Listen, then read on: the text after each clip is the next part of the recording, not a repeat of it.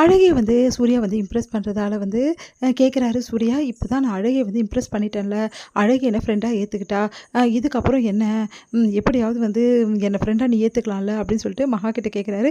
மகா வந்து சரி சரி இந்த விஷயத்தில் ஏற்றுக்கினா போதுமா, எவ்வளோ இருக்குது இன்னும் பண்ண வேண்டியது, நான் அதை சொன்னேன்ல இன்னும் என்ன தான் பண்ணணும் அப்படின்றாரு. ஒன்று ஒன்றா பார்க்கலாம் நீங்கள் என்ன பண்ணுறீங்கன்னு சொல்லிட்டு, இப்போ கொஞ்சம் பரவாயில்ல பாதி தூரம் வந்துட்டீங்க, மீதி தூரம் வரீங்களான்னு பார்க்கலாம். என்ன இவ சொல்கிறா ஒன்றும் புரியலையே அப்படி சொல்லிட்டு சூர்யா யோசிக்கிறாரு. அடுத்து வந்து இங்கே என்ன பண்ணுறாங்க, எல்லாருமே வந்து அழகு விருப்பப்படி வந்து ஹாலில் வந்து தங்குறாங்க.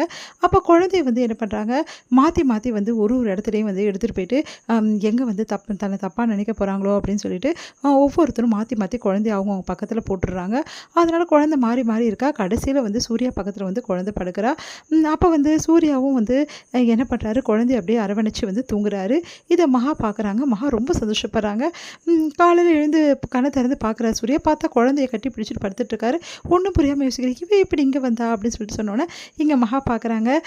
உண்மையிலே எனக்கு ரொம்ப சந்தோஷமாக இருக்குங்க அப்படின்றாங்க. எதுக்கு மகா அப்படின்னோடனே, நீங்கள் அழகிய வந்து அப்படியே அரவணைச்சு தூங்குனீங்க, ஒரு அப்பா மாதிரி அரவணைச்சிங்க அப்படின்னோடனே அப்படியே பக்குன்னு சூர்யாவுக்கு, நீ என்ன சொல்கிற அப்படின்னோடனே, நீங்கள் தப்பாக நினைக்காதீங்க, நான் சாதாரணமாக தான் சொன்னேன், நான் உங்களை தப்பாகவே நினைக்கல அப்படின்னோடனே, ஆனால் எல்லாருக்கிட்டையுமே இருந்தாலே எல்லாருமே தூக்கி தூக்கி அங்கங்கே போட்டாங்க குழந்தைய, பாவம் அவள் கடைசியில் உங்ககிட்ட போட்டாங்க அப்படின்னோடனே, அப்படியா பாவம்ல அவள், எல்லாரும் ஏன் இப்படிலாம் பண்ணுறாங்க அப்படின்னோடனே, எல்லாருக்கும் பயம்தான் காரணம், எங்கே தான் மேலே வந்து குற்றம் வந்துட போதும்னு சொல்லிட்டு, அதனால தான் இப்படிலாம் பண்ணியிருக்காங்க அப்படின்னோடனே, சரி மகா நீ மட்டும் எதுக்காக எல்லாரும் மாதிரி யோசிக்க மாட்டேங்கிற, எனக்கு தெரியாதாங்க உங்களை பற்றி, ஆல்ரெடி நான் சொன்னது தான், அதுக்கெல்லாம் நீங்கள் சரிப்பட்டு வரமாட்டீங்க அப்படின்றாங்க.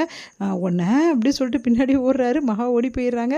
இதை பார்க்குற வந்து கோட்டீஸ்வரி ரொம்ப சந்தோஷப்படுறாங்க. மகாவும் சூர்யாவும் இப்போ முன்ன மாதிரி இல்லவே இல்லை, 2 பேரும் ரொம்ப அந்யோன்யமாக மாறிட்டாங்க, இப்படியே கொஞ்ச நாளே வாழ ஆரம்பிச்சிட்டாங்கன்னா அதோட சந்தோஷம் என்ன இருக்குது அப்படின்னு சொல்லிட்டு பேசிகிட்டு இருக்காங்க.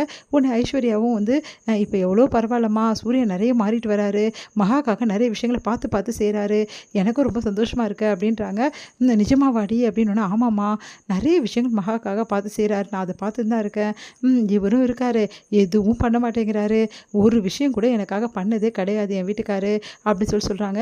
சரிடி அவரும் மாறிடுவார், கவலைப்படுவார், இவரா மாறுவாரா, அவங்க அம்மா இருக்க வரைக்கும் இவரெல்லாம் மாற முடியாதுமா, எப்போவுமே இப்படி தான் இருப்பார், ஏன்னா அவங்க அம்மா பண்ணுற வேலை அப்படி அப்படின்னோடனே, சரிடி அவங்களுக்கு தான் ஏதாவது ஒரு ஐடியா பண்ணலாம் அப்படின்னு சொல்லிட்டு நிறைய விஷயங்கள் பண்ணுறேன், ஆனால் வந்து அவங்க திருந்துற மாதிரி இல்லையே, சரிடி இங்கே போகிறதுக்குள்ளேயும் இவங்களுக்கும் ஒரு வழி பண்ணிட்டு தான் நான் போவேன் அப்படின்னோடனே, சரிம்மா அப்படின்றாங்க ஐஸ்வர்யா. அடுத்து வந்து மகா வந்து வேலையாக இருக்காங்க. அப்போ வந்து என்ன பண்ணுறாரு, சூர்யா வந்து உள்ளே வராரு. அப்போ திடீர்னு வந்து குழந்தை வந்து என்ன பண்ணுறா, அங்கே இருக்க பொருளை தள்ளி விட்டுறா. சூர்யா விழ போகும்போது மகா வந்து தாங்கி பிடிக்கிறாங்க. 2 பேரும் ஒருத்தர் அப்படியே ரொமான்டிக்காக பார்த்துக்கிறாங்க. இது முடியுது.